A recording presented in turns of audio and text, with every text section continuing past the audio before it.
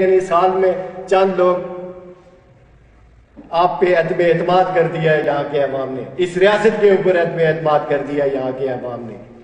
اور پھر آپ کو شرم آنی چاہیے کہ کروڑوں روپے کی گاڑیاں یہاں باہر کھڑی ہیں اور یہاں میری ماں بہن بیٹی دردے سی کی حالت میں ایڑیاں رگڑ رگڑ کے مر رہی ہے، اور آپ یہ اتنا بڑا پروٹوکول لے کے پھر رہے اس غلام ریاست کے اندر، یہاں کے غریبوں کا ووٹ پوچھ رہے ہیں. یہاں آج ڈاکٹر لے کے ڈپٹی کمشنر کو آنا چاہیے تھا کہ میں یہ ڈاکٹر تھوراڑ کے لوگوں کو لے کے آئے ہیں، یہاں موجود رہے گا 24 گھنٹے. یہاں سٹاف کی کمی کو پورا کر کے ان کو آنا چاہیے تھا. آپ سر اوپر کریں یا نیچے کریں، آپ بجلی بند کریں یا آن کریں، ہماری نسلوں میں سے کوئی آپ کو بجلی کے بل ادا نہیں کرے گا.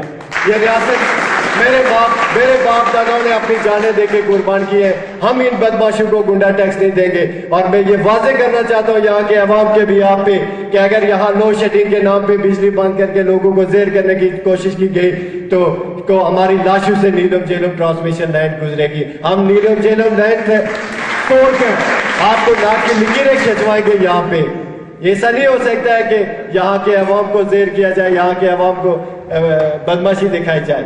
76 سال ہو گئے تاؤ باڑ سے بیمر تک یہ میرے پڑھے لکھے نوجوان، یہ اس ریاست کے پڑھے لکھے نوجوان ہاتھ میں سوٹ کے اٹھائے کھڑے. یہ آئی جی نہیں بن سکتے. آئی جی یہاں سے سندھ سے بلوچستان سے بدماش لا کے ہمارے اوپر بٹھایا جاتا ہے. میرا پڑھا لکھا نوجوان صرف سوٹیاں لے کے یہاں کھڑا ہے، ہاتھ میں رفل پکڑ کے اس کے پروٹوکول میں کھڑا ہے. ہم نہیں مانتے اس پولیس کو جب تک آزاد کشمیر کے اندر سے آزاد کشمیر کا نوجوان آئی جی بھرتی نہیں کیا جاتا ہے. اور آخر میں ڈی سی صاحب آپ نے کہا کہ شر پسند اور دہشت گرد یہاں بیٹھے ہوئے، آٹا مانگنے والے، دوائی مانگنے والے، تعلیم مانگنے والے، پرامن اپنے حقوق مانگنے والے کہ اس ریاست کے اندر سے جو وسائل پیدا ہوتے ہیں ان کے اوپر سب سے پہلے یہاں کے ریاستی عوام کا حق ہے.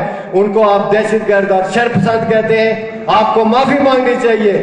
یہ شرمناک بات آپ نے کی ہے. ایک ڈپٹی کمشنر جو میرے ٹیکسوں پہ پڑھتا اور وہ مجھے کہے کہ یہ شر پسند ہے، دہشت گرد ہے، جو پرامن کہتا ہے کہ یہاں کے بچوں کو تعلیم دو، یہاں کے لوگوں کے مسائل حل کرو، اس کو آپ شر پسند اور دہشت گرد کہتے ہیں. ہم اپنی ریاست کے لیے، ریاست کے عوام کے لیے، ان کے حقوق کے لیے لڑیں گے. اس پہ کوئی جو مرضی ہمیں دہشت گردی اور شر پسندی اور غداری کے سرٹیفکیٹ دیتا ہے، یہ ہمارے لیے اعزاز کی بات ہے. ہم نہیں مانتے آپ کے اس قانون کو، نام نہاد قانون کو اور نام نہاد نظام